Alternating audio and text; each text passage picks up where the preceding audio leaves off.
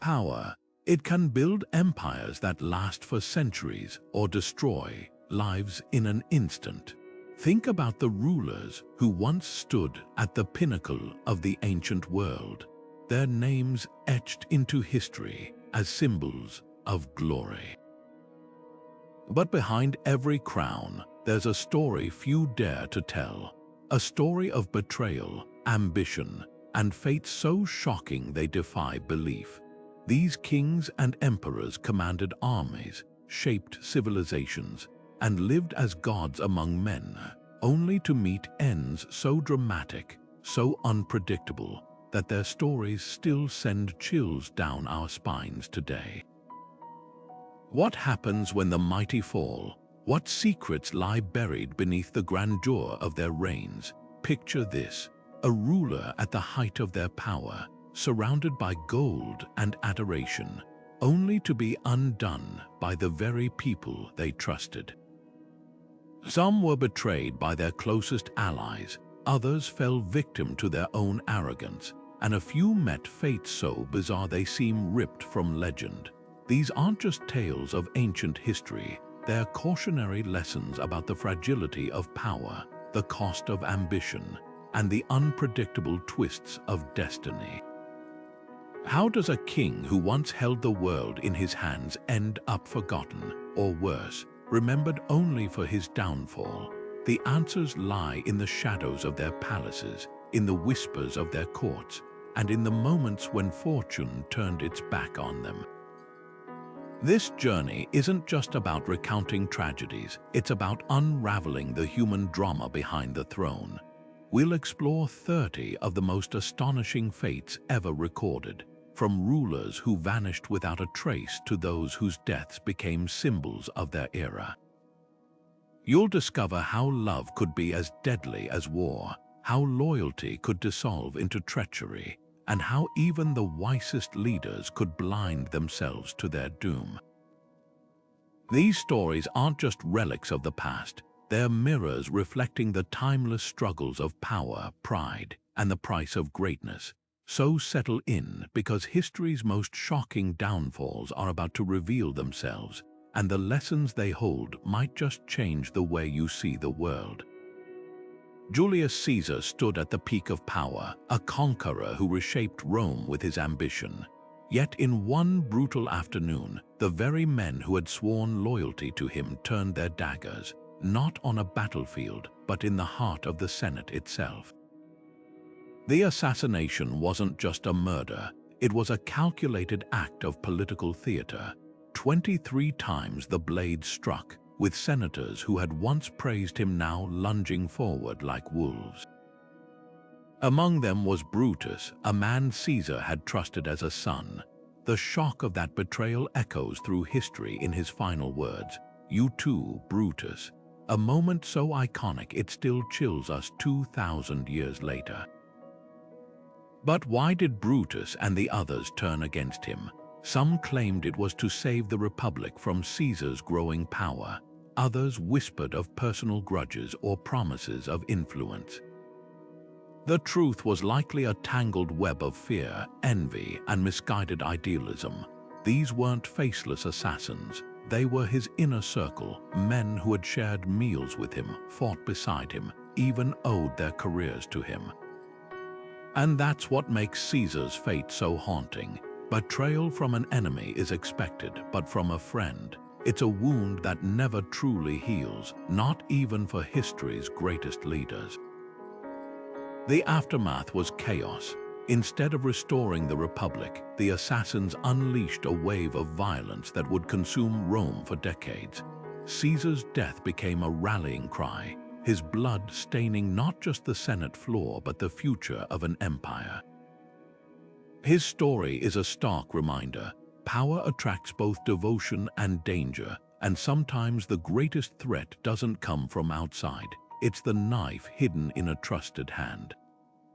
Nero's name has become synonymous with madness and excess, a ruler whose legend overshadows the man himself. When flames engulfed Rome in the year 64, Rumors spread like wildfire. Some claimed the emperor himself ordered the blaze to clear land for his sprawling golden palace. Others whispered he stood atop a tower, plucking his lyre as the city crumbled below. But here's the unsettling truth: we may never know what really happened that night. The fire was catastrophic, swallowing entire neighborhoods in its path. Yet Nero was miles away in his seaside villa when it began. So why does history remember him as the emperor who fiddled while Rome burned? Because stories, especially scandalous ones, often outlast facts. What we do know is this: Nero's reign was a study in contradictions. He poured vast fortunes into public games and artistic performances, earning both adoration and ridicule. He wrote poetry, raced chariots, and performed on stage unthinkable behavior for a Roman emperor, where dignity meant everything. But beneath the spectacle lay a darker reality. As threats to his rule grew, so did his paranoia. His own mother, Agrippina, who had schemed to put him on the throne, became one of his first victims.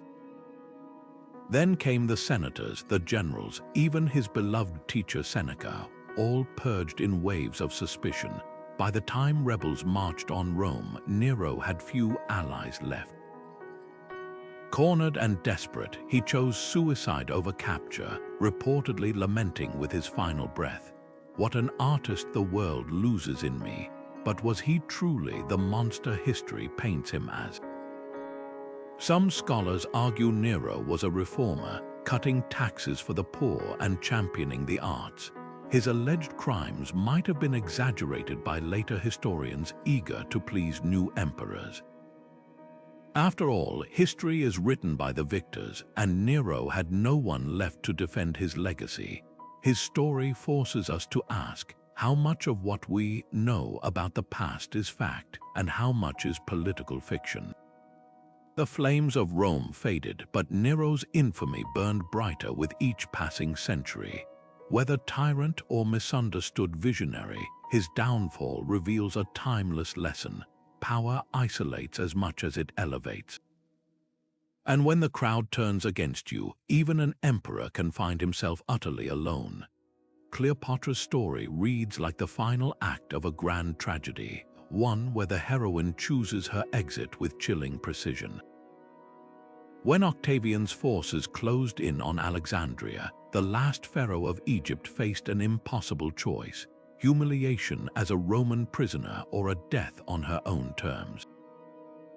She chose the latter, but the details of that fateful moment remain shrouded in myth and mystery. The legend says she allowed an asp, a venomous Egyptian cobra, to sink its fangs into her arm, dying swiftly as the poison coursed through her veins. But here's the twist: ancient sources disagree. Some claim she hid the snake in a basket of figs. Others insist she used a hairpin dipped in poison. Even the location of the bite varies. Was it her arm, her breast, or a self-inflicted wound disguised as a serpent's kiss? What's undeniable is the symbolism of her choice. The asp wasn't just a means of death. It was sacred to the sun god Ra, a creature that crowned Egyptian royalty in life and escorted them to the afterlife. By embracing it, Cleopatra transformed her suicide into a final declaration of power. She would not kneel before Rome. She would not let Octavian parade her through his streets as a trophy. Instead, she exited the stage with the same calculated drama that defined her reign, and in doing so, she denied her enemies the satisfaction of conquest. But was it truly suicide? Some historians suspect foul play. Octavian had every reason to want her gone quietly. A dead Cleopatra couldn't inspire rebellion or complicate his propaganda. If she'd been murdered, staging it as a suicide would have been the perfect cover. Then there's the logistical puzzle. Asps are aggressive, hardly the docile accomplices of legend.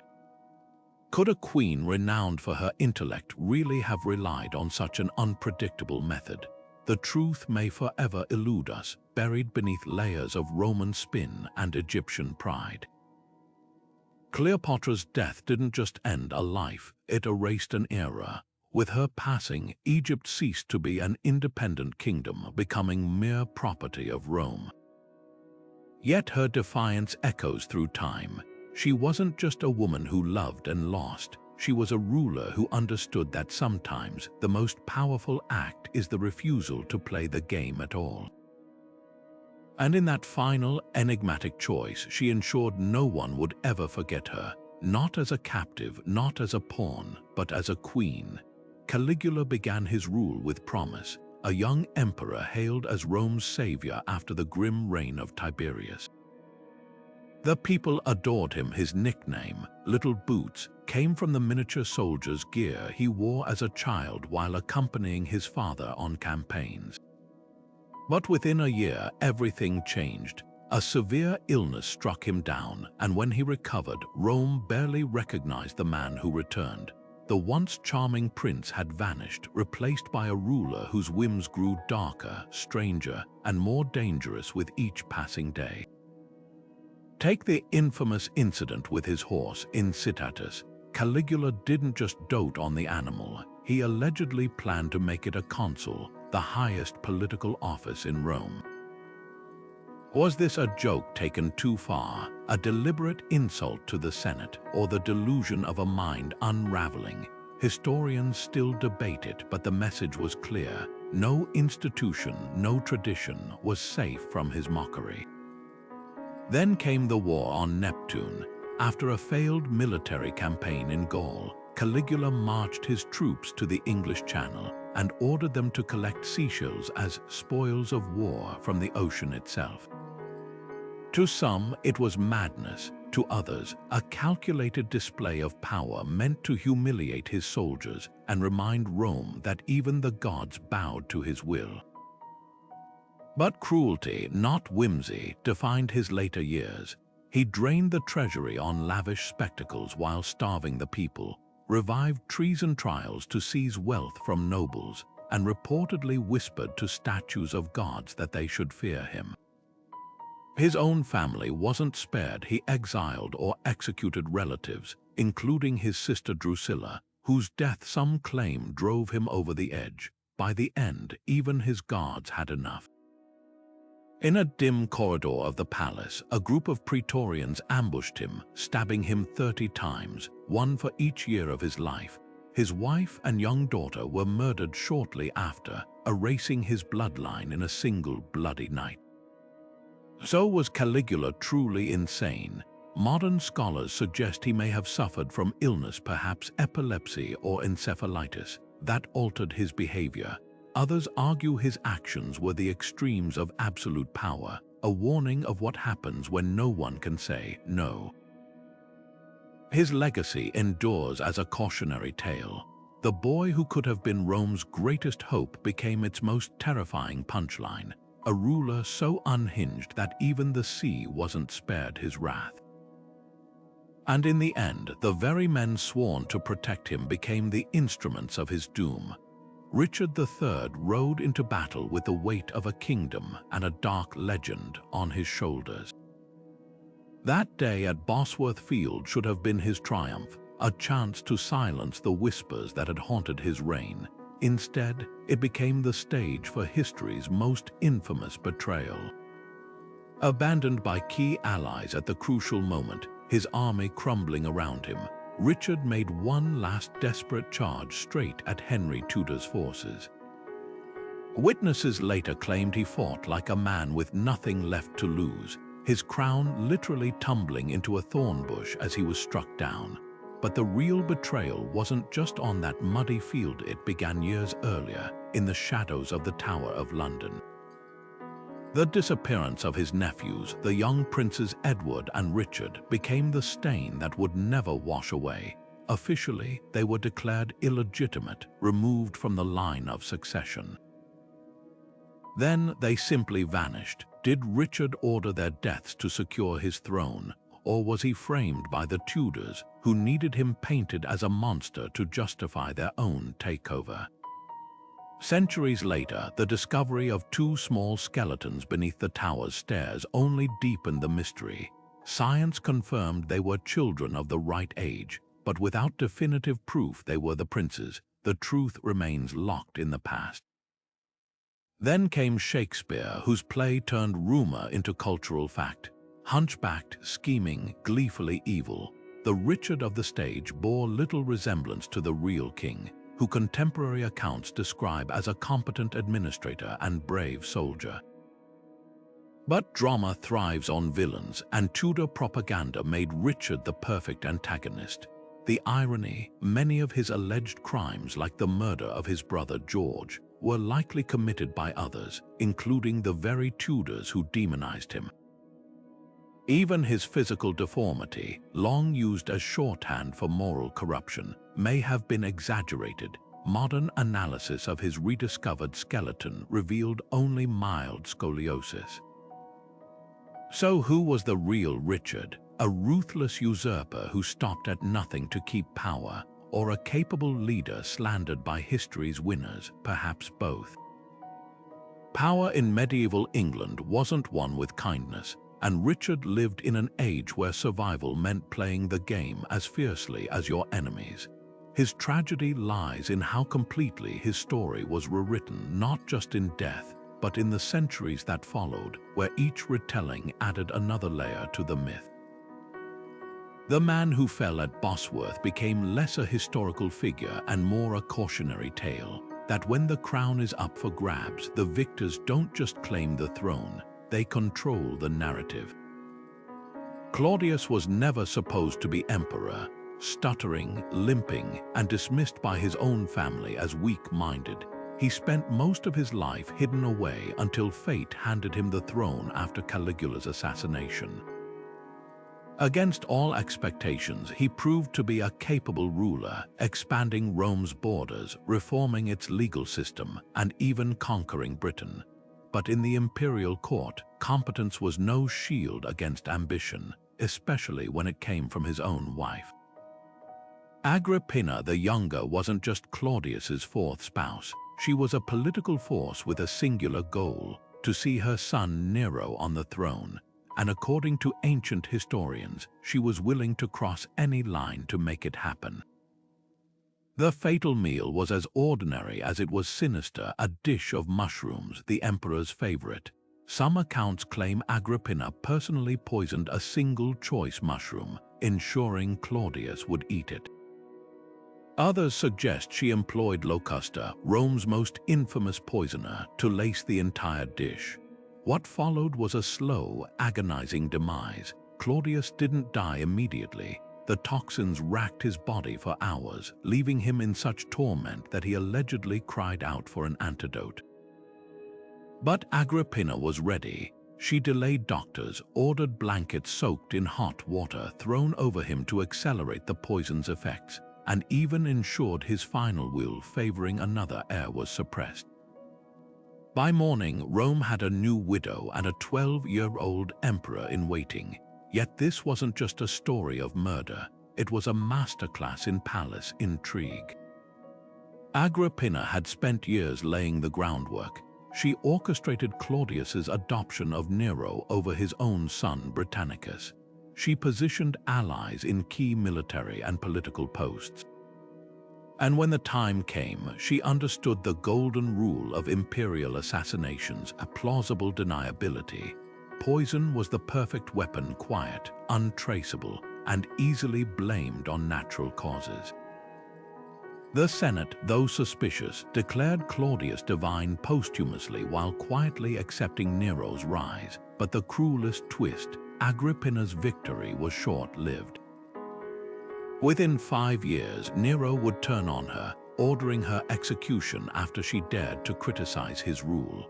The woman who had mastered the art of betrayal would ultimately fall to the very monster she'd created.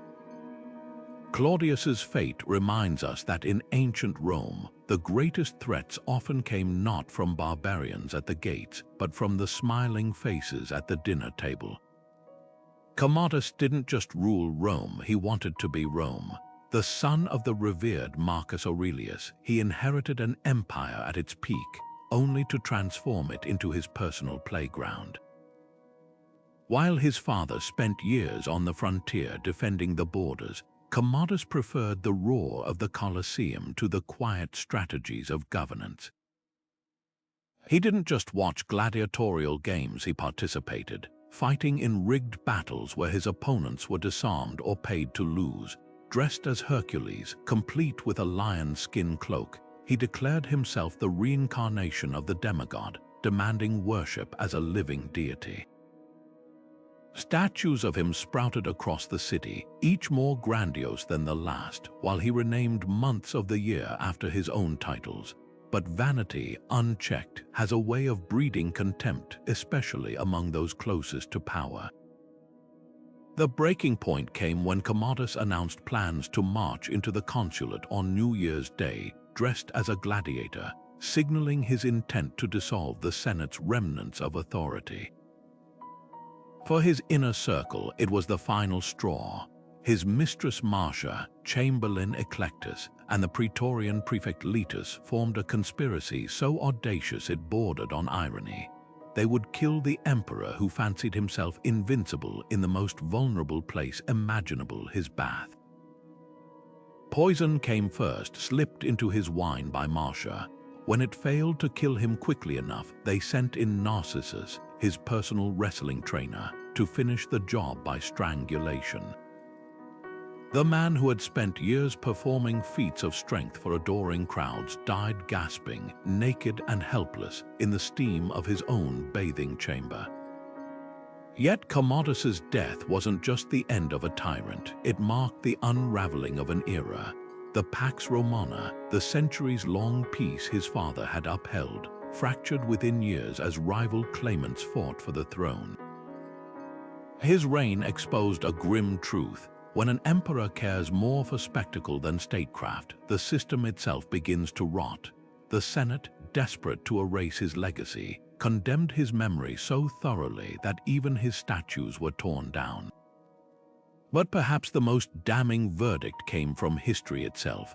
Where Marcus Aurelius is remembered as the philosopher king, Commodus lives on as the cautionary tale of what happens when power becomes a costume, and the audience decides the show is over. Alexander the Great stood at the edge of the known world, a conqueror who had forged an empire stretching from Greece to India, only to collapse without warning in the summer heat of Babylon. At 32, with no clear heir and no plan for succession, his death wasn't just a tragedy, it was the spark that would ignite decades of war among his generals. But the question that still haunts historians is simple. What killed him? Was it fever, as ancient sources claim? Poison slipped into his wine by a disgruntled officer? Or something far stranger? The official story points to illness. After a night of heavy drinking, Alexander developed a searing fever that left him unable to move or speak. For days, he languished in his palace as rumors spread through the ranks. Some claimed he'd been struck down by the gods for his ambition. Others whispered of a curse placed on him after he destroyed the Persian capital of Persepolis. Modern scholars have proposed everything from malaria to typhoid fever, even acute pancreatitis brought on by years of battlefield injuries and alcohol. But here's the unsettling detail. The fever's progression didn't match typical infections of the time. It came too fast, burned too hot, and left his body suspiciously preserved for days, a detail that fueled theories of poisoning. Then there's the conspiracy angle. Ancient texts hint at a plot involving his general Antipater and the philosopher Aristotle, who allegedly supplied the poison. The motive: Alexander had grown increasingly unpredictable, adopting Persian customs and planning campaigns that stretched even his army's loyalty. To some of his Macedonian officers, he wasn't just a king, he was a king gone mad. If poison was the weapon, the killer chose a subtle one: hellebore, a plant extract known to mimic fever symptoms, or strychnine, which could explain his muscle spasms. But without his body lost to history after being hijacked en route to burial, we may never know for certain. The aftermath was chaos. With no clear successor, Alexander's generals turned on each other in a scramble for power. His wife Roxana and unborn child were murdered. His vast empire splintered into warring factions, each led by men who had once fought side by side. The dream of a unified world died with him, replaced by centuries of conflict. Yet perhaps the greatest tragedy isn't how Alexander died, but how thoroughly his life's work unraveled in the vacuum he left behind. A man who spent years building an empire saw it dissolve in months, proving that even the mightiest conqueror is no match for the one enemy no army can defeat: time. Rome had seen its share of eccentric emperors, but none quite like the boy who would become Elagabalus.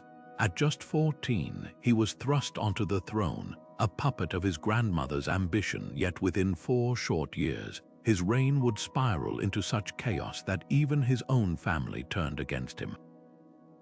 The problem wasn't just his youth, it was the way he wielded absolute power like a child with a new toy, oblivious to the consequences. He didn't just break traditions, he gleefully shattered them. From marrying a Vestal virgin, a sacrilege punishable by death, to forcing senators to watch him dance in flowing silks at banquets. But his most audacious act was transforming Rome's religious heart. Declaring himself the high priest of the Syrian sun god Elagabalus, he replaced Jupiter's altar with a black meteorite and demanded everyone worship it. To conservative Romans, this wasn't just heresy, it was an existential threat. Yet the real scandal wasn't his religious zeal, it was his refusal to play by Rome's unspoken rules. Elagabalus openly flaunted relationships with men, elevating lovers to positions of power, and even allegedly offering half the empire to the physician who could make him a woman. In a society where masculinity and restraint were virtues, his behavior wasn't just shocking, it was political dynamite. The Praetorian Guard, already uneasy, grew mutinous as he replaced seasoned officers with favorites chosen for beauty over merit. Even his grandmother, Julia Caesar, who had engineered his rise, realized her mistake. The boy she'd placed on the throne wasn't just embarrassing Rome, he was destabilizing it. The end came swiftly. Caesar shifted her support to Elagabalus's quieter cousin, Alexander Severus, and the Guard's loyalty followed. When the emperor and his mother fled to a barracks hoping for protection, they found only betrayal. The soldiers dragged them through the streets, murdered them, and dumped their mutilated bodies into the Tiber, a final insult denying them burial rites.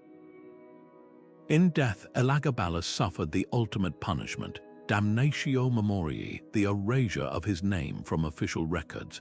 But history has a way of preserving what power tries to destroy. His story forces us to ask, was he a visionary ahead of his time, or merely a spoiled adolescent with unchecked authority? Perhaps both. What's undeniable is that in a world where emperors were expected to be gods, Elagabalus dared to be human and paid the price for it. Henry VIII entered history as a king who reshaped nations for love, or at least that's how the story began. His desperate bid to divorce Catherine of Aragon tore England from the Catholic Church, birthing the Anglican faith and altering the course of religion forever. But behind the grandeur of his reign lies a darker thread, the fates of the 6 women who became his queens. Some survived him, others didn't survive him. Their stories aren't just footnotes in Henry's saga, they're a testament to the razor's edge women, walked in a court where love and death could be decided by a king's whim. Take Catherine of Aragon, the steadfast queen who refused to fade quietly. Married to Henry for 24 years, she was the daughter of Spanish monarchs, a diplomat in her own right, and the mother of the future Mary I.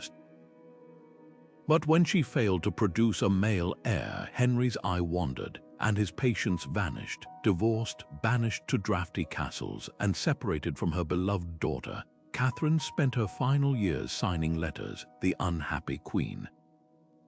Yet even in exile, she never accepted the annulment, declaring herself Henry's true wife until her dying breath. Her defiance wasn't just personal, it was political. By refusing to yield, she forced Europe to choose sides, turning her suffering into a slow-burning crisis that haunted Henry for years. Then came Anne Boleyn, the woman who ignited the revolution. Sharp-witted, stylish, and fiercely ambitious, she didn't just capture Henry's heart, she made him rewrite the rules of an empire to claim her. But queens who rise on passion can fall just as fast. After 3 years of marriage and only one living daughter, the future Elizabeth I, Anne's enemies closed in. Accused of adultery, incest, and even witchcraft, she stood trial in a spectacle designed to shock. The evidence, flimsy gossip and coerced confessions, the outcome, a foregone conclusion. On a May morning in 1536, Anne knelt on a scaffold dressed in damask, her speech so poised it unnerved witnesses. Then the French executioner's sword flashed a mercy compared to the axe, but no less final. Her crime wasn't infidelity, it was failing to give Henry the son he craved. Jane Seymour, wife number 3, learned from Anne's mistakes. Quiet, pious, and deliberately uncontroversial, she gave Henry his long-desired heir, Edward VI. But her triumph became her epitaph. Days after the birth, she succumbed to childbed fever, the only wife Henry would later request to be buried beside. Was it love that moved him or guilt? The answer died with him. The next 3 wives fared differently. Anne of Cleves, the Flanders bride chosen from a flattering portrait, was set aside after 6 months when Henry found her unappealing in person. Yet her pragmatism saved her. She accepted the annulment, won a generous settlement, and outlived them all, earning the nickname the king's beloved sister. Catherine Howard, Anne Boleyn's cousin and Henry's teenage bride, wasn't so lucky. Her alleged affairs, real or imagined, sent her to the block at just 19. Her final words are haunting: "I die a queen, but I would rather die the wife of Culpeper." Finally, Catherine Parr, the twice-widowed scholar who became Henry's nurse in his declining years, narrowly escaped Anne Boleyn's fate when rivals accused her of heresy. She survived by pleading submission, a skill honed by watching those before her. What makes these women's stories so chilling isn't just the violence some endured, it's the pattern. Henry didn't just discard wives, he weaponized the law, the church, and public opinion to justify each removal.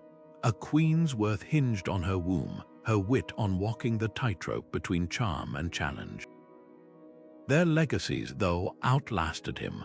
From Mary's bloody reign to Elizabeth's golden age, the daughters of these women would shape England's future far more than the son Henry sacrificed everything to secure. And in that twist lies history's quiet revenge. The king who broke so many lives to build a dynasty never imagined his greatest legacy would be the girls he once saw as failures.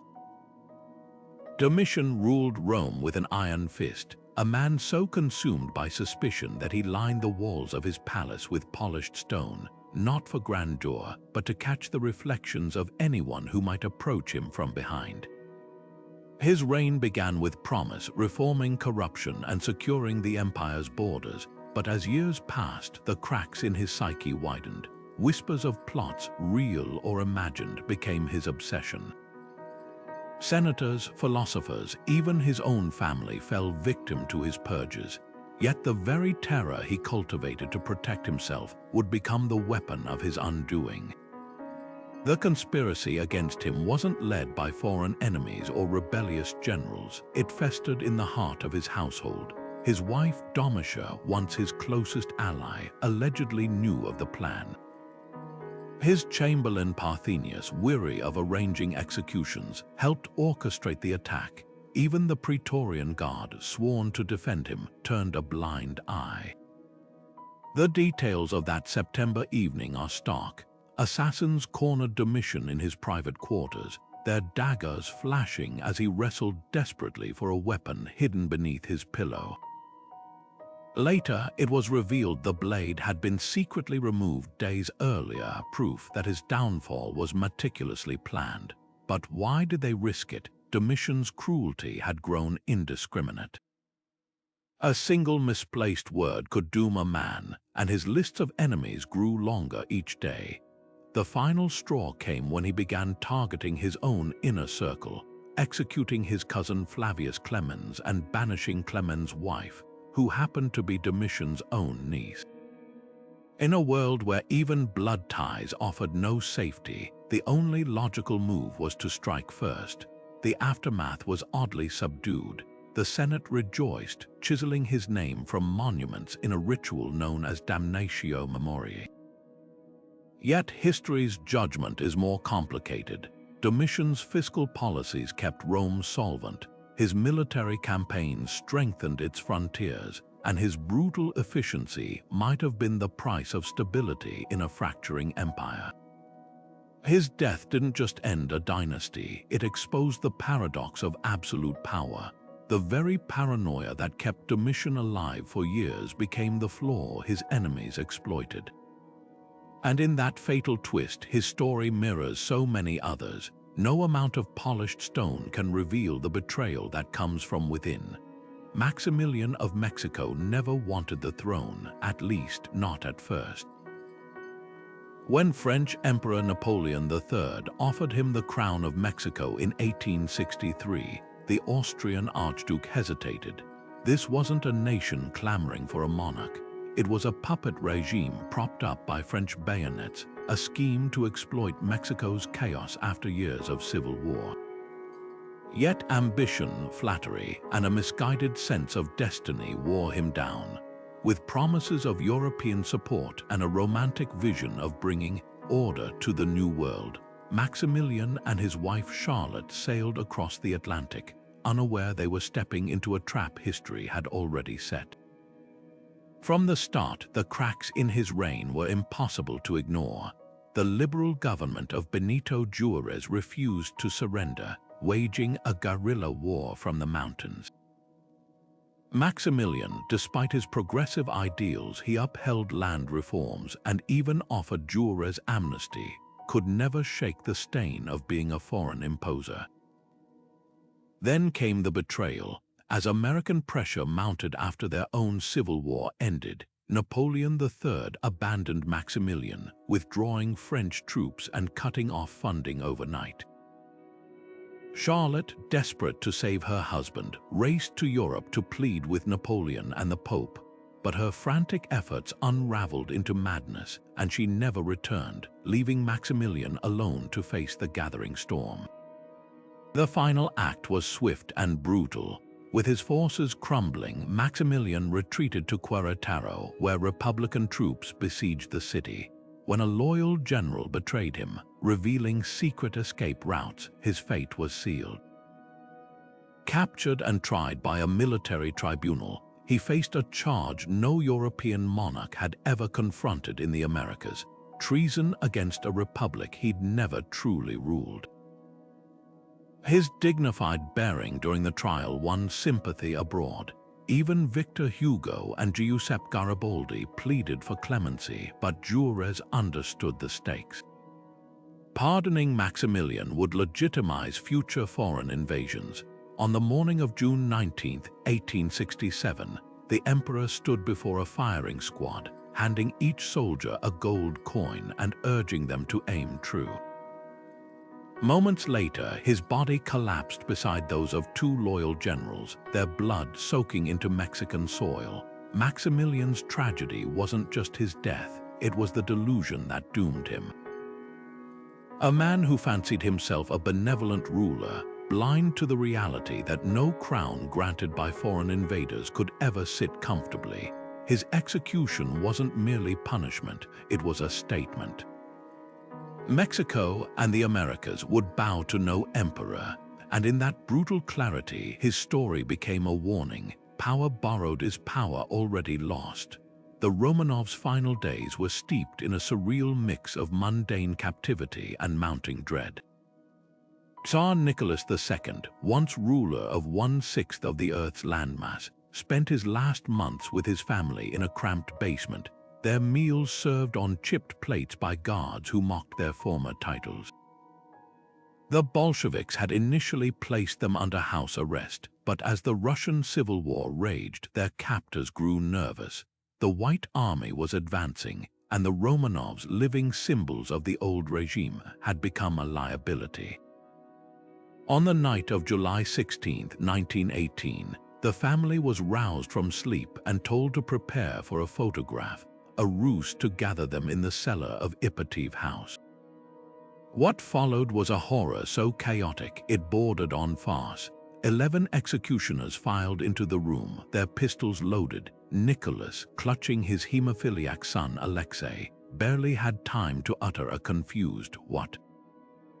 Before the shots began, the room erupted into gunfire, smoke choking the air as bullets ricocheted off the walls. The daughters, rumored to have sewn jewels into their corsets for safekeeping, initially survived the volley only to be finished off with bayonets when the gems deflected bullets. The killings were messy, improvised, and shockingly intimate. When the smoke cleared, the bodies were hauled to a nearby forest, doused in acid, and dumped into a mine shaft, as if erasing them from history was as crucial as ending their lives. Yet the story didn't end in that basement. For decades, rumors swirled that Anastasia, the youngest daughter, had somehow escaped. Imposters emerged, the most famous being Anna Anderson, who captivated the world with her claims of royal survival. The mystery endured until 1991, when the Romanovs' remains were finally exhumed, only deepening the intrigue. 2 bodies were missing, Alexei and one of the sisters. Were they burned separately? Had someone truly survived? DNA testing later confirmed the entire family had perished, but the gap between myth and fact reveals something haunting. People wanted Anastasia to live, as if the idea of a young girl surviving such brutality offered a sliver of hope against the era's darkness. The Romanovs' fate wasn't just a political execution, it was the violent end of a 300-year dynasty, a rupture so complete it reverberated across the century. Nicholas's reign had been marred by missteps, from the bloody disaster of the Russo-Japanese War to his disastrous handling of the February Revolution. Yet the murder of his children, guilty of nothing but their name, cast a shadow even over their killers. The Bolsheviks initially denied involvement, then justified it as grim necessity. But necessity, history shows, often wears the face of those who define it. The Romanovs' tragedy lies not just in their deaths, but in how thoroughly they became pawns, first of a crumbling empire, then of the revolution that consumed it. And in that, their story echoes an uncomfortable truth. When regimes fall, the innocent rarely escape the reckoning. Emperor Qin Shi Huang conquered death as fiercely as he had conquered China, or at least that was the plan. The man who united warring states into a single empire became obsessed with cheating mortality in his final years, dispatching alchemists to search for elixirs and commissioning expeditions to mythical islands of immortality. But the potion he believed would grant eternal life may have been the very thing that killed him. Ancient texts describe a concoction laced with mercury, a substance Qin Shi Huang drank daily, convinced it purified his body. Modern forensic studies suggest the emperor likely suffered from chronic mercury poisoning, tremors, paranoia, and organ failure, eerily matching his documented symptoms. The irony is almost poetic. The ruler who sought to live forever could have been slowly poisoning himself in the process, yet his death was only the beginning of the mystery. Qin Shi Huang's tomb remains one of history's most tantalizing enigmas, a sprawling necropolis guarded by thousands of terracotta warriors.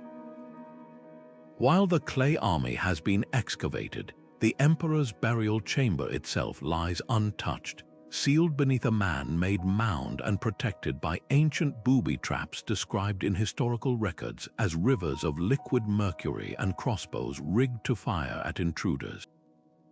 Archaeologists have detected dangerously high mercury levels in the soil above the tomb, lending eerie credibility to those legends. But the greater question isn't just how he died, it's what he took with him. Rumors persist that the tomb contains not just treasures but entire underground palaces, a mirror of his earthly empire designed for the afterlife. Worse still, some accounts claim his concubines and craftsmen were buried alive to serve him in death, their voices silenced to protect the tomb's secrets. Whether fact or folklore, these tales reveal the emperor's mindset. Even in death, he demanded control.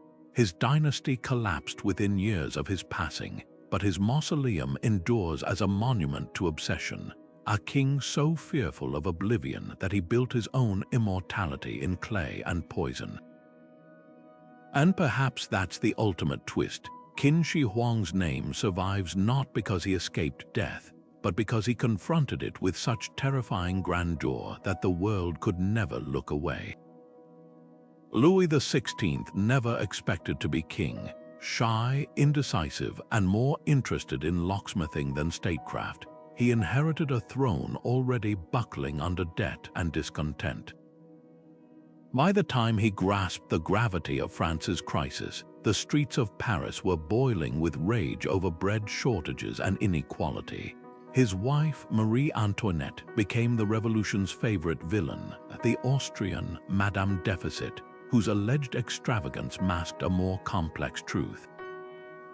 While she never actually said, "Let them eat cake," the myth stuck, cementing her as the symbol of everything wrong with the old regime. Their greatest mistake wasn't just arrogance, it was failing to understand how thoroughly the world had changed beneath their feet. The royal family's attempted escape in 1791 exposed their desperation. Disguised as servants, they nearly reached the border before a postmaster recognized Louis's face from currency. Captured and dragged back to Paris, they became prisoners in the Tuileries Palace, their every move watched by guards who once bowed to them. When radical factions took control of the revolution, the king's fate was sealed. His trial was less a legal proceeding than a political spectacle. The charges ranged from treason to crimes against the nation, a vague accusation that ensured the verdict would be death. Louis faced the guillotine on January 21, 1793, his final words drowned out by drum rolls meant to prevent royalist martyrdom. Witnesses noted how his hands trembled as he mounted the scaffold, yet he kept his dignity to the end. A man more suited to quiet study than the bloody stage of history. Marie Antoinette's end was even crueler. Separated from her children and accused of incest with her young son, a grotesque lie spread to destroy her reputation, she stood trial alone. Her composure in that courtroom stunned even her enemies. When asked about the allegations, she famously replied, "If I have not replied, it is because nature refuses to answer such a charge made to a mother." Found guilty at dawn, she was executed by noon, her hair shorn white from stress as the cart carried her through screaming crowds. Legend claims she accidentally stepped on her executioner's foot, murmuring, "Pardon me, sir," before the blade fell, a haunting glimpse of the grace she'd been denied in life. Their deaths weren't just personal tragedies, they were seismic political events. Monarchies across Europe declared war on revolutionary France, terrified the chaos would spread. The revolutionaries, meanwhile, used the executions to prove no one was above the people's justice, a precedent that soon spiraled into the reign of terror. Yet history's judgment on Louis and Marie Antoinette has softened with time. Scholars now see them less as tyrants than as tragically flawed figures, trapped by circumstance and their own inability to adapt. The king who hesitated too long, the queen who couldn't escape her reputation, their story endures as a warning. When rulers forget they serve the people may one day decide they need no rulers at all. And in that reckoning, even a crown offers no protection. Pertinax was supposed to be Rome's fresh start, a respected senator and military leader chosen to restore order after the disastrous reign of Commodus. At 70 years old, he was seen as a steady hand, a man who understood discipline from his years on the frontiers. But Rome in the year 193 was a powder keg, and his reforms lit the fuse too quickly. The Praetorian Guard, accustomed to lavish bribes and lax discipline under Commodus, bristled when Pertinax slashed their bonuses and enforced strict military codes. To them, this wasn't justice, it was betrayal, and in a palace where loyalty was bought, not earned, their revenge came swiftly. The plot unfolded with brutal efficiency. Just 86 days into his rule, a group of guards stormed the imperial residence. Pertinax, ever the soldier, faced them without fear, attempting to reason with the men who had sworn to protect him. Legend claims he reminded them of their oaths, even offered to address their grievances, but hesitation was a luxury he couldn't afford. A spear thrust ended his life, his body left discarded like common rubble. The message was clear: no emperor, no matter how virtuous, was safe from the whims of those who held the real power. What followed was one of history's most brazen spectacles, the auction of the empire. With Pertinax dead, the Praetorian Guard openly sold the throne to the highest bidder, a wealthy senator named Didius Julianus, who promised them a fortune in gold. The streets of Rome erupted in fury as citizens watched their empire bartered like cheap goods. The historian Cassius Dio recorded the surreal scene, Julianus bidding against rivals in the barracks while the people shouted curses from below. It was a grotesque parody of governance, exposing the rot at the heart of the system Pertinax had tried to clean.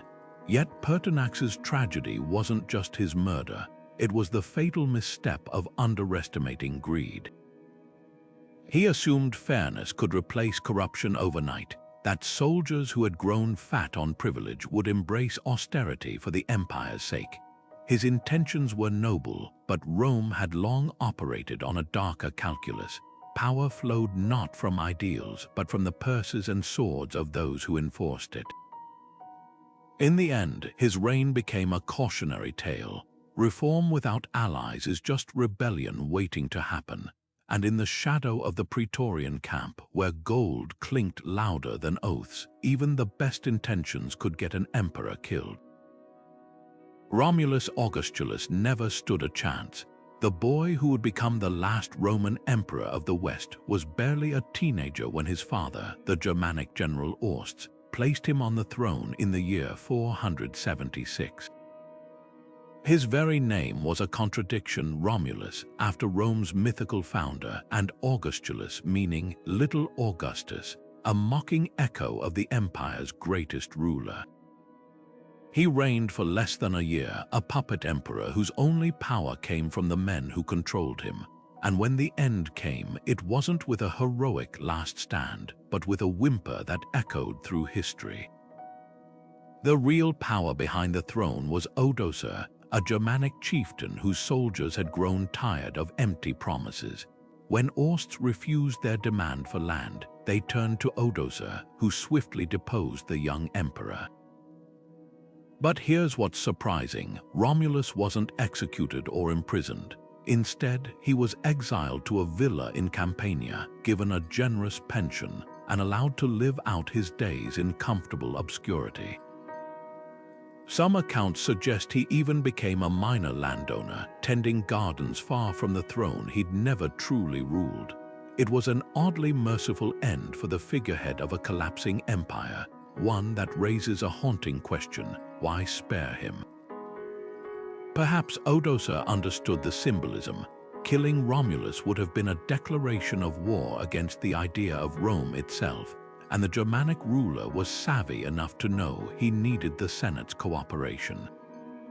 Instead, he sent the imperial regalia to Constantinople, acknowledging the Eastern Emperor's authority while quietly ruling Italy himself. The gesture was a masterstroke technically. The empire hadn't fallen, it had simply shifted. But in the West, the message was clear. Rome, as the world had known it, was over. Romulus's legacy is less about what he did and more about what he represented. His deposition didn't cause the empire's fall. It merely confirmed what decades of decay had already made inevitable. Corruption, barbarian invasions, economic collapse, the rot ran far deeper than one boy's reign. Yet his story fascinates precisely because of its quiet tragedy. Other emperors died in battle or were torn apart by mobs. Romulus simply faded away, a footnote in his own history. His fate forces us to confront an uncomfortable truth. Sometimes the end of an era isn't marked by fire and blood, but by the quiet closing of a door. And in that silence, the echoes of what was lost linger longest. King Herod the Great ruled Judea with a blend of brilliance and brutality, a man who built magnificent temples while drowning his own family in paranoia. By the time of his death in 4 BC, his legacy was already a tangle of contradictions. Rome's loyal client king, the rebuilder of Jerusalem's Second Temple, and the figure history remembers for the massacre of the innocents. But did that infamous slaughter of Bethlehem's children truly happen? The Gospel of Matthew is our sole source, and historians remain divided. Some argue it aligns with Herod's later reputation for mercilessness. Others point to the absence of contemporary records as proof it's legend. What's undeniable is the chilling plausibility. This was a king who executed his own sons over whispered rumors of treason. If he could turn on his blood, why not strangers' children? Herod's final illness reads like divine punishment, a grotesque unraveling fit for a tyrant. The historian Josephus describes a rotting body racked with fever, convulsions, and gangrene so severe his genitals became infested with worms, a detail likely exaggerated to symbolize moral decay. Yet modern physicians suggest a grim reality behind the horror: chronic kidney disease, Fournier's gangrene, or even an advanced sexually transmitted infection. Whatever the cause, his suffering was prolonged and public, with the dying king reportedly attempting suicide in desperation. Even then, his paranoia didn't relent. Days before his death, he ordered the arrest of Jerusalem's elite, commanding they be executed upon his passing so the nation would mourn, if not for him, then at least for the loss of others. The chaos that followed exposed the fragility of his life's work. Herod's will was contested, his kingdom fractured among 3 surviving sons, and Judea's simmering tensions erupted into revolts. Rome, ever pragmatic, stepped in to manage the fallout, but the golden age of Herod's building projects was over. His tomb, long undiscovered, was finally located in 2007 at Herodium, a fortress palace he designed as both monument and mausoleum. Fittingly, the man who spent his life crafting his legacy was buried in haste, his sarcophagus smashed by rebels decades later in a final act of defiance. Herod's story forces us to confront a haunting question: can greatness ever outweigh cruelty? His architectural marvels still stand, yet his name remains synonymous with tyranny. Perhaps that's the true tragedy of his reign. No amount of marble could cleanse the blood from his hands, and in the end, even a king who reshaped the land couldn't control how history would remember him. Emperor Vitellius might have been Rome's least prepared ruler, a man who stumbled into power not through strategy or merit, but as the accidental winner of a bloody civil war. His reign lasted barely 8 months, a chaotic blip in Roman history remembered less for governance and more for grotesque indulgence. While other emperors worried about legions or senate politics, Vitellius focused on his next meal. Ancient historians describe banquets so extravagant they required multiple vomit breaks, with dishes like peacock brains and lamprey milt shipped from across the empire at ruinous cost. But in a city teetering on famine after years of conflict, such excess wasn't just decadent, it was political suicide. The real trouble began when Vitellius ignored the rising threat of Vespasian, a general gathering forces in the east. While messengers warned of rebellion, the emperor dismissed them, allegedly quipping that the smell of a roasting feast was more urgent than battlefield reports. By the time Vespasian's army reached Rome's gates, Vitellius had squandered both time and loyalty. His troops, disillusioned by his incompetence, began defecting en masse. In a desperate bid to survive, he tried to abdicate only to be blocked by his own Praetorian Guard, who knew a doomed emperor made for poor bargaining leverage. What followed was a humiliation etched into history. Dragged from his hiding place in the palace, Vitellius was paraded through Rome's streets with a noose around his neck, pelted with dung and rotten food by the very citizens who'd cheered him months earlier. The symbolism was brutal. A man who'd feasted while Rome starved now choked on its refuse. His execution was equally savage. Beaten, stabbed, and finally thrown into the Tiber, his body became a warning to future rulers about the cost of excess, the fragility of popularity, and the speed with which fortune could turn. Yet Vitellius's downfall wasn't just about gluttony. It exposed a deeper flaw in imperial Rome, the danger of leaders who mistook luck for legitimacy. He'd never been a statesman or soldier, just a pawn thrust onto the throne by factions who thought they could control him. When crisis came, he had no vision, no allies, and no clue. His story endures as a reminder. Power granted by circumstance rather than skill is power already slipping away. And in the end, even the grandest feast can't fill the hollow space where leadership should be. Julian the Apostate rode into Persia with the weight of history on his shoulders, not just as a Roman emperor, but as a man on a mission to turn back time. The last pagan ruler of Rome, he'd spent his short reign dismantling Christianity's privileges, restoring ancient temples, and even writing philosophical treatises mocking the Galileans, as he called the followers of Jesus. His invasion of Persia in the year 363 was meant to be his crowning glory, a military triumph to match his spiritual revival. Instead, it became the stage for one of history's most debated deaths. The battle was going badly. Roman forces, overextended and outmaneuvered, were retreating when Julian, ever the old-fashioned hero, charged into the fray without his armor. A spear struck his side, piercing his liver.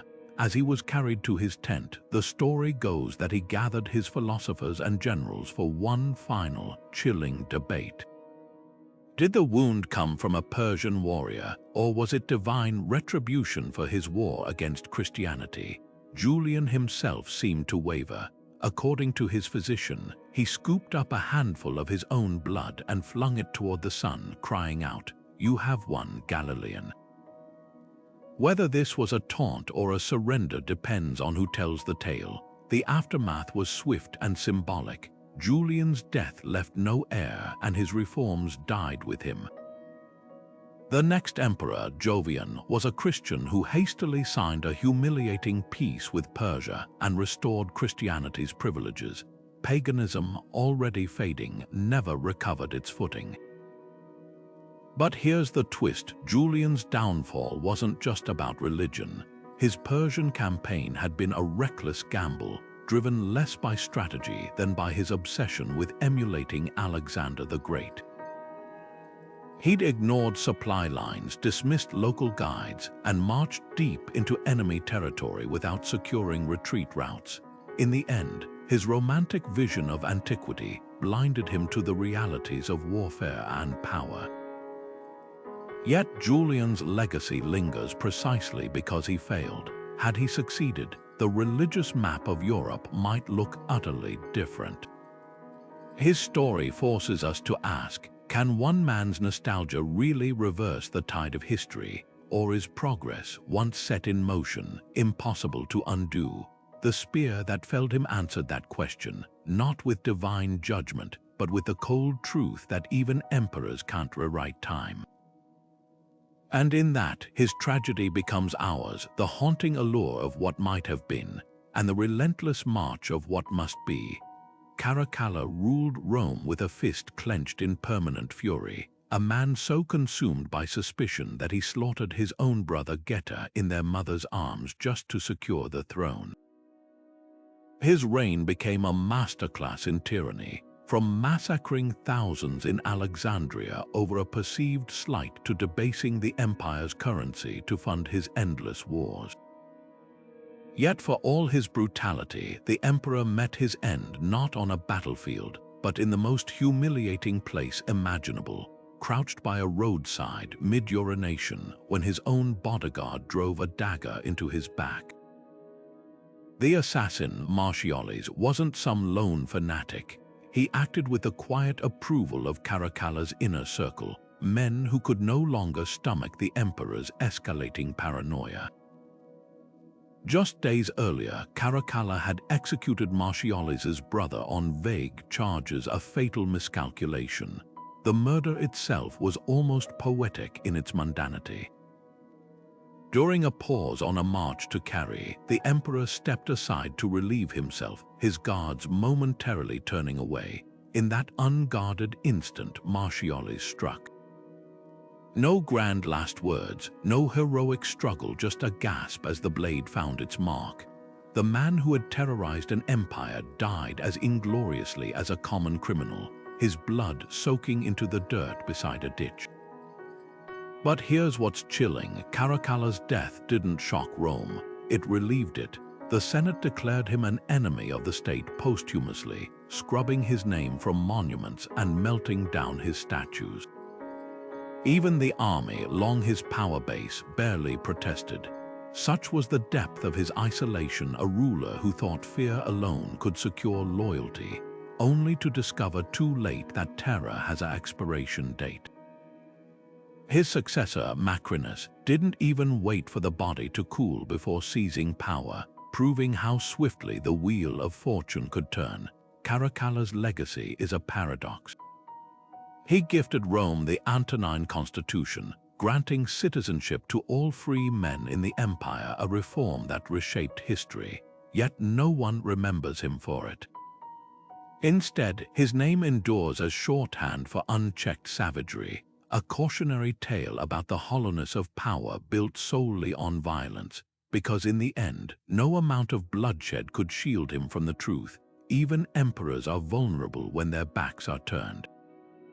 And sometimes the deadliest blade isn't the one you see coming, it's the one you never thought to watch for. Emperor Honorius spent his reign hiding from battles, from decisions, even from reality itself. While barbarians hammered at Rome's gates, he reportedly fretted over the fate of his pet chicken, which he'd named Rome. The symbolism couldn't have been more damning. By the time his death came in 423, it was as unremarkable as his rule, a slow, bloated end from edema, his body swelling with the same stagnation that had infected his empire. No grand battles, no dramatic betrayals, just a feeble whimper lost in the chaos of a world unraveling. His reign was a masterclass in missed opportunities. When the Visigoths under Alaric first demanded fair treatment, Honorius balked, triggering the sack of Rome in 410. Instead of rallying defenses, he holed up in Ravenna, a swamp-bound fortress he believed impregnable. His sister Galla Placidia, far more capable, tried to steer diplomacy, but Honorius oscillated between tantrums and apathy.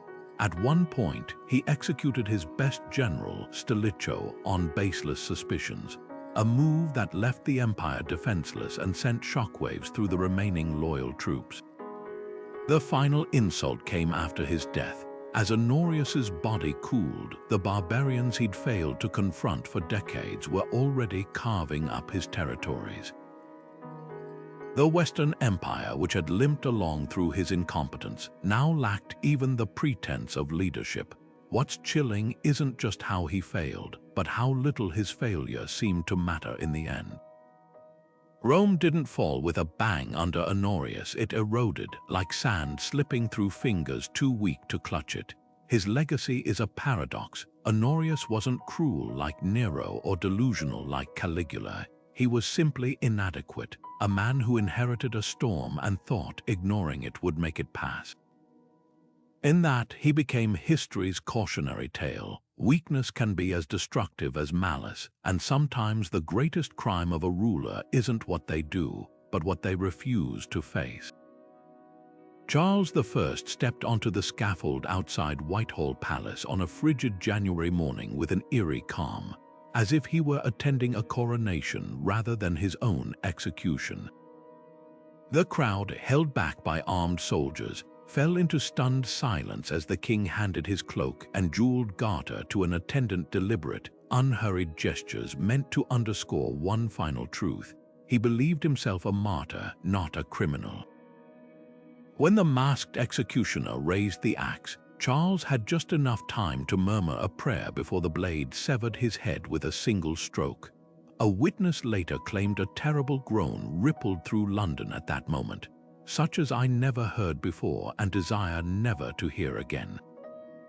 This wasn't just the killing of a king, it was the shattering of a 1,000-year-old belief that monarchs ruled by divine right, and the shockwaves would reverberate far beyond England's shores. The road to regicide began with Charles's unshakable conviction that his authority came from God, not Parliament. For years, he dissolved legislative bodies, levied taxes without consent, and governed by decree actions that alienated not just politicians, but ordinary citizens. His attempt to impose Anglican prayer books on Presbyterian Scotland sparked the bishops' wars, draining the treasury and forcing him to recall Parliament in desperation. But the lawmakers he summoned in 1640 had no intention of bailing him out. Led by firebrands like Oliver Cromwell, they demanded accountability, curbing royal powers and even impeaching his closest advisors. Charles responded by marching into the House of Commons with armed guards to arrest 5 members, a catastrophic miscalculation that turned political disagreement into open war.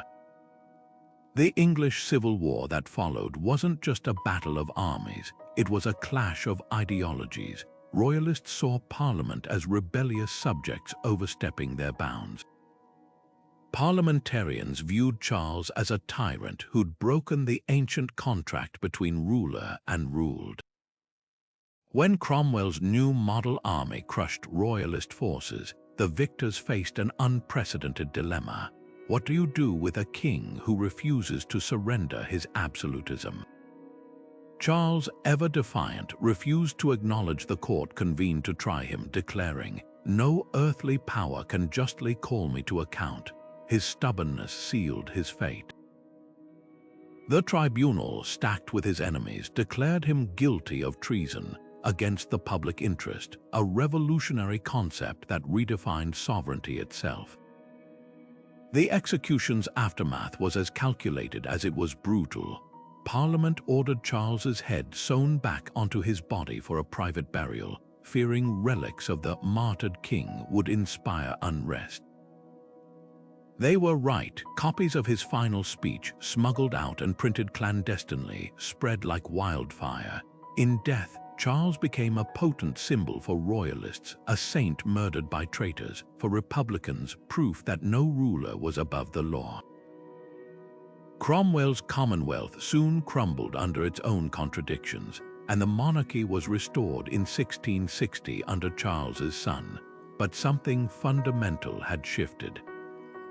Future kings now ruled with Parliament's consent, their powers checked by precedent. The divine right of kings didn't disappear overnight, but Charles's blood on the scaffold had stained it forever. Perhaps the greatest irony lies in how Charles's execution accomplished what he'd fought so hard to prevent. It made the monarchy accountable. His death didn't end kingship, it transformed it, forcing the crown to coexist with the people's will.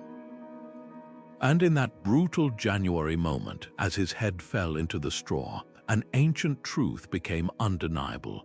Even a king is only as powerful as his subjects allow him to be. The auction block where empires were bought and sold wasn't some shadowy backroom. It was the heart of Rome's Praetorian camp, where soldiers turned the throne into a prize for the highest bidder. Didius Julianus, a wealthy senator with more ambition than sense, didn't just bid for power, he won it in a grotesque spectacle that laid bare the empire's decay. When the Praetorian Guard assassinated Pertinax for daring to curb their excess, they didn't bother with Senate formalities or noble succession.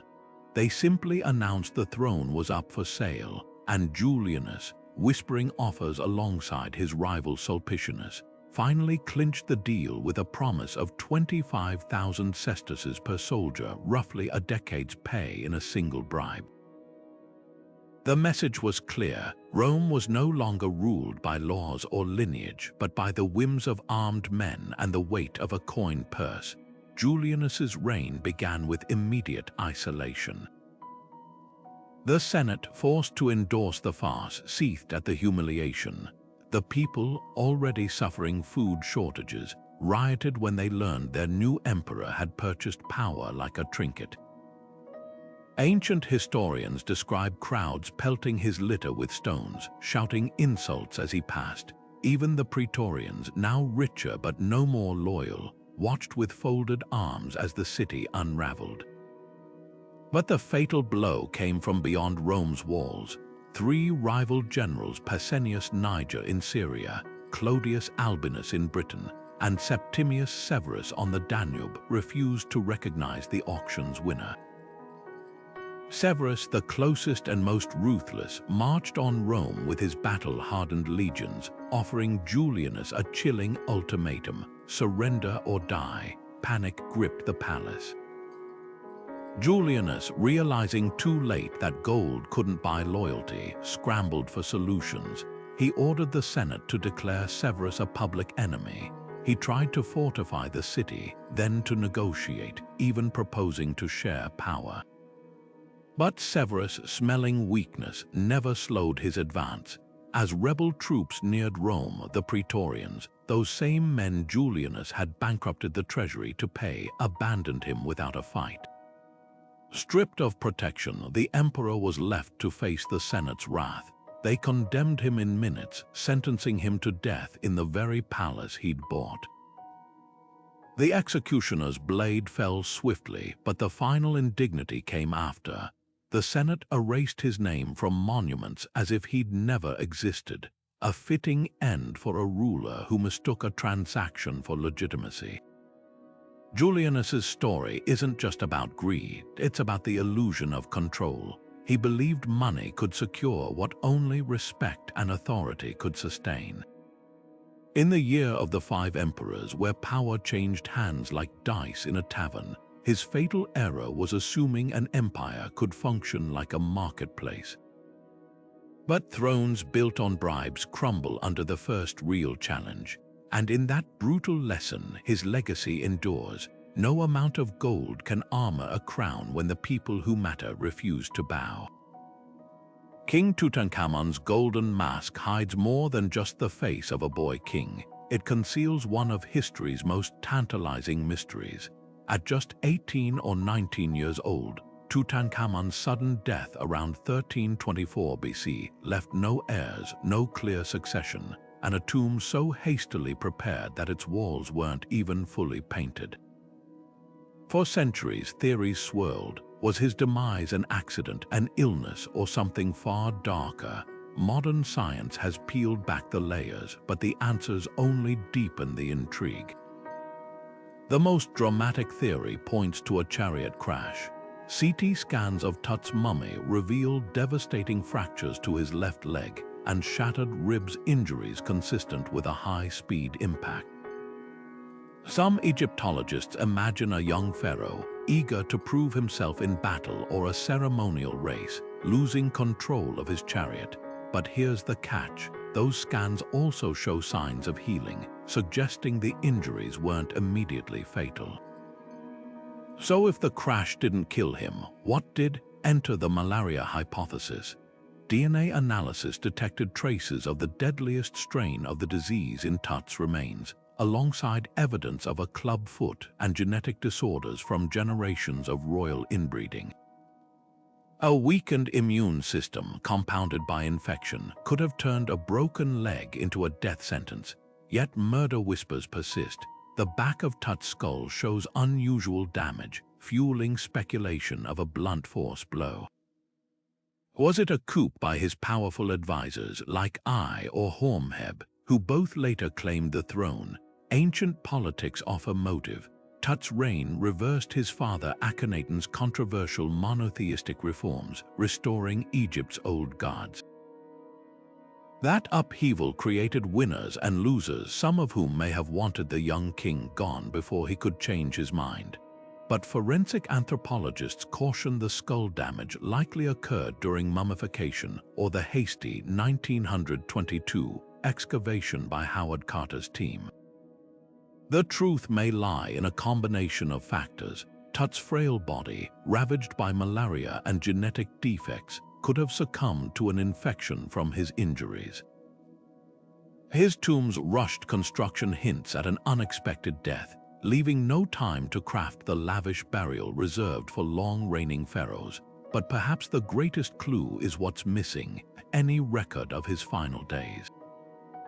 In a civilization that documented everything from grain harvests to royal hunts, Tut's sudden vanishing from the historical record feels deliberate. Whether by accident, illness, or foul play, his death was inconvenient enough for someone to erase its details.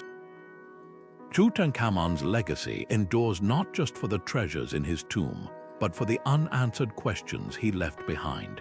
His story reminds us that even the most famous faces of history can be masks hiding truths that science, for all its advances, may never fully uncover.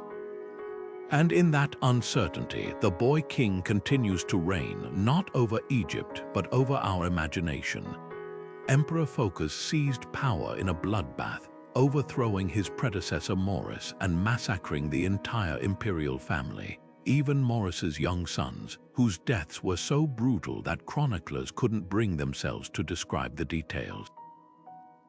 For 8 years, his reign was a parade of terror, executions without trial, crippling taxes to fund his debauchery, and military failures that left Constantinople vulnerable to Persian invasions. But when the nobleman Heraclius sailed from Carthage with a rebellion at his back, Phocas's fate was sealed in the most visceral way imaginable.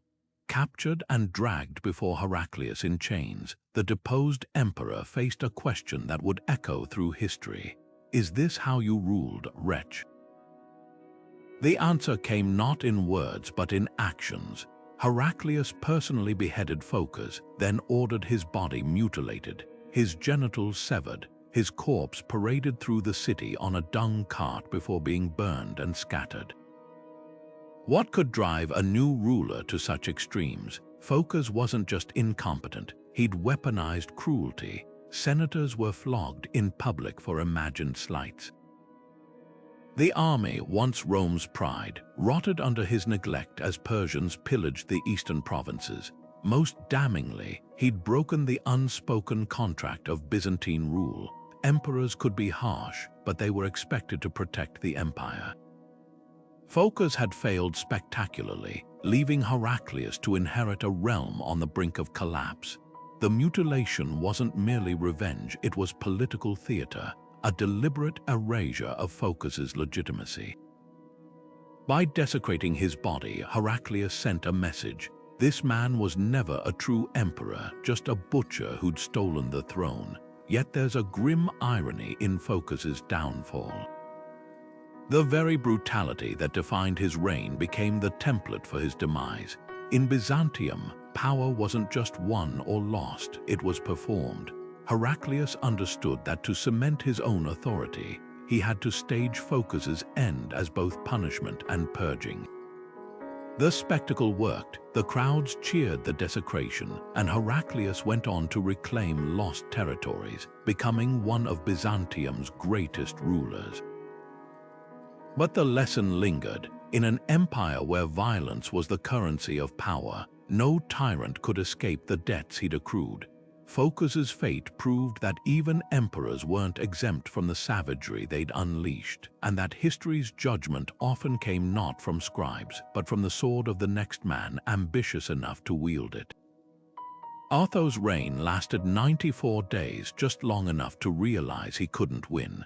When word reached him that his rival Vitellius's legions had crushed his forces at the Battle of Bedriacum, the emperor didn't rage or bargain.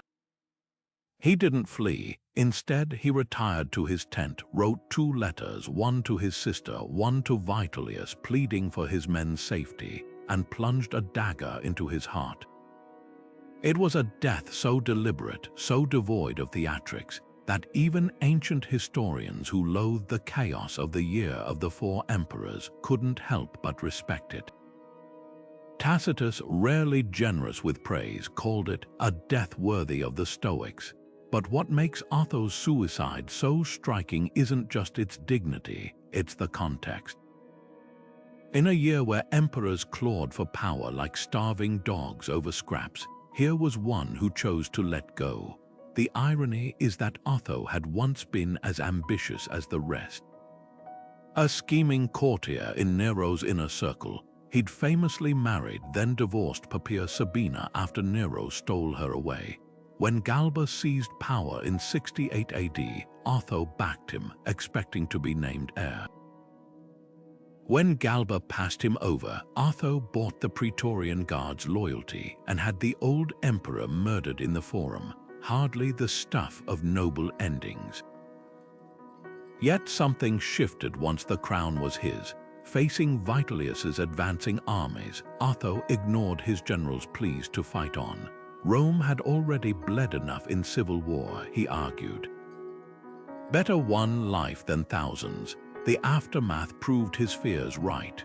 Vitellius's victory parade devolved into drunken slaughter, his reign collapsing into gluttony and incompetence within months. Meanwhile, Otho's act of sacrifice rebranded him posthumously. His soldiers built a funeral pyre where he fell, some even killing themselves beside it in a grim tribute.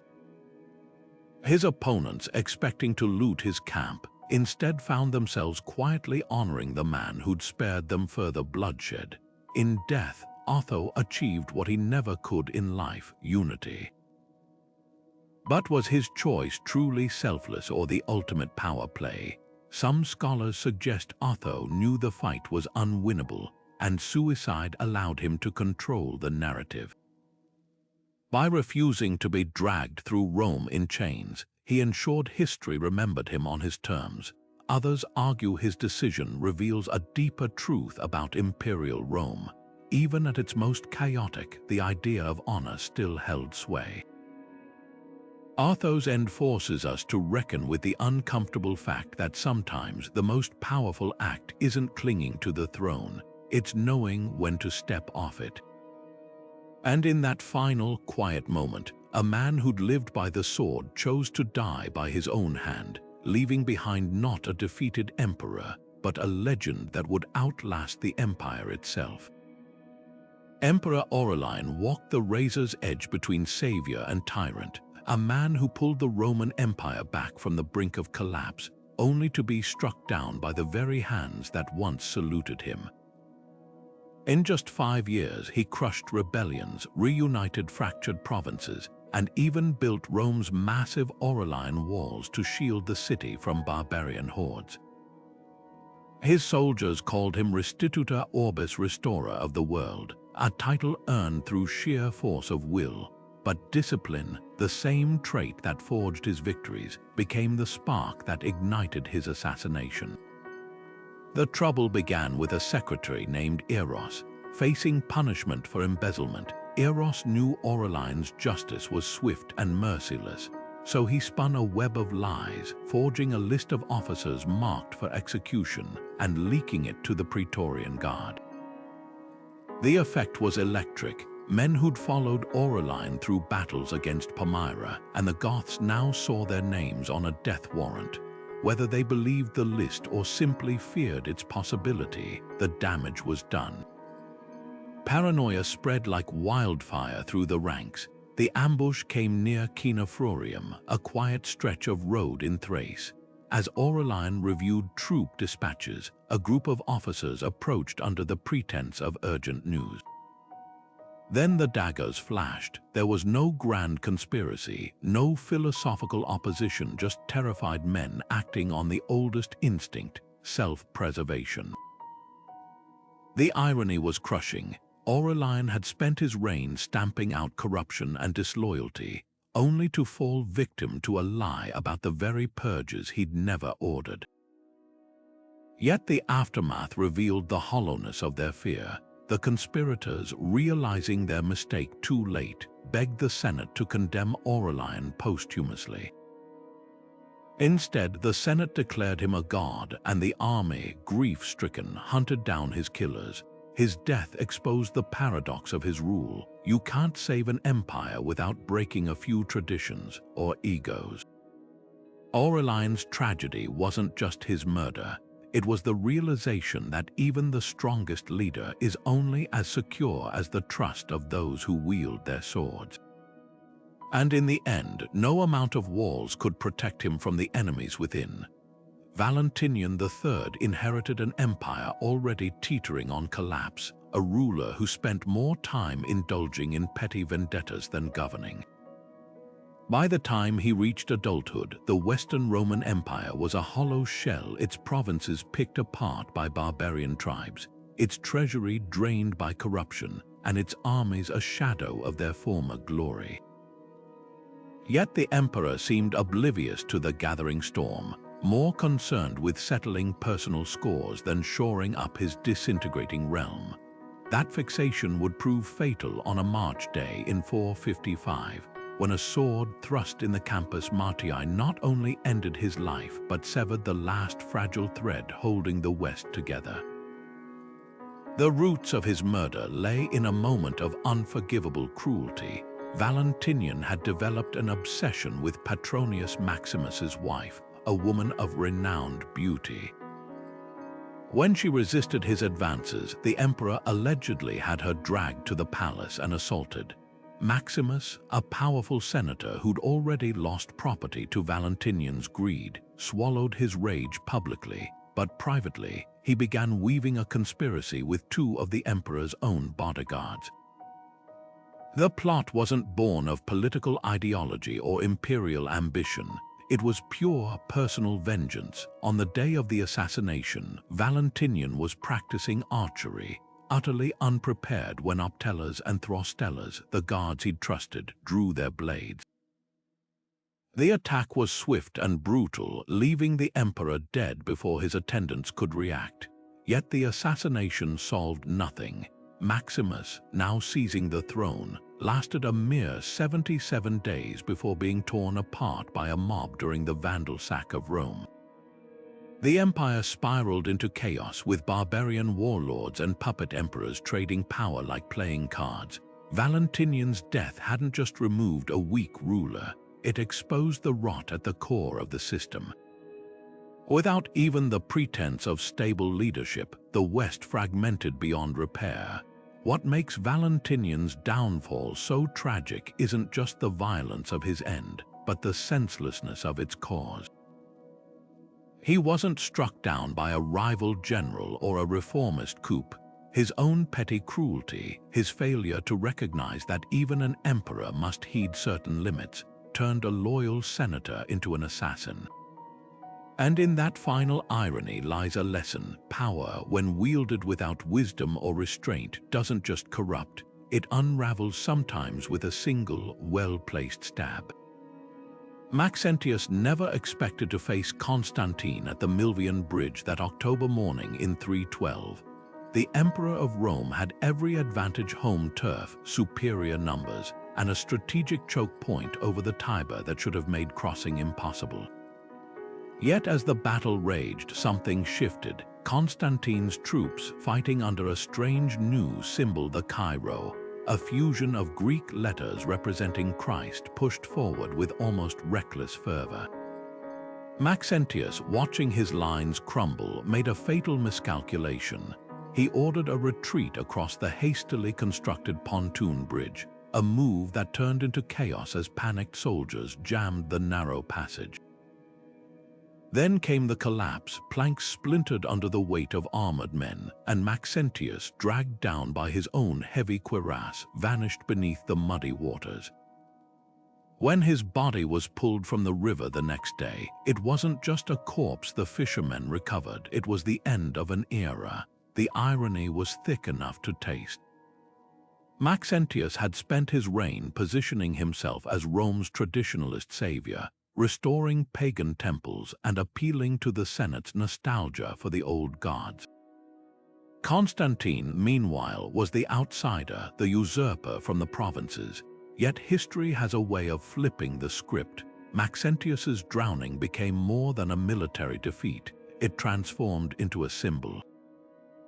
Christian writers like Eusebius would later frame the battle as divine intervention, claiming Constantine had seen a vision of the cross before the fight with the words, "In this sign conquer." Whether that vision was genuine piety or brilliant propaganda is still debated, but the effect was undeniable. With Maxentius dead, Constantine marched into Rome not as a conqueror, but as a liberator, and within a year he issued the Edict of Milan, ending the persecution of Christians. But let's peel back the layers. Was Maxentius's downfall really about faith, or was it a masterclass in poor strategy? His decision to abandon Rome's massive Aurelian walls and meet Constantine in open battle defied logic. Some historians argue he was overconfident, relying on prophecies that promised victory if he fought near the Tiber. Others suggest he feared losing the Senate's support if he appeared cowardly. Then there's the bridge itself, a rickety structure that collapsed under the exact pressure it was designed to bear. Coincidence or sabotage?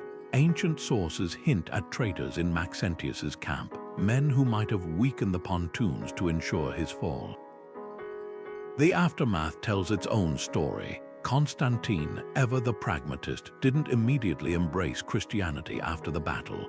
He continued worshipping Sol Invictus, the sun god, for years. Yet the Milvian Bridge became a turning point, a moment where politics and prophecy collided. Maxentius, the defender of tradition, sank into oblivion, his name scrubbed from monuments. Constantine, the opportunist, reshaped the Western world. The real tragedy isn't that Maxentius drowned, it's that he never understood the currents of change swirling around him until they dragged him under.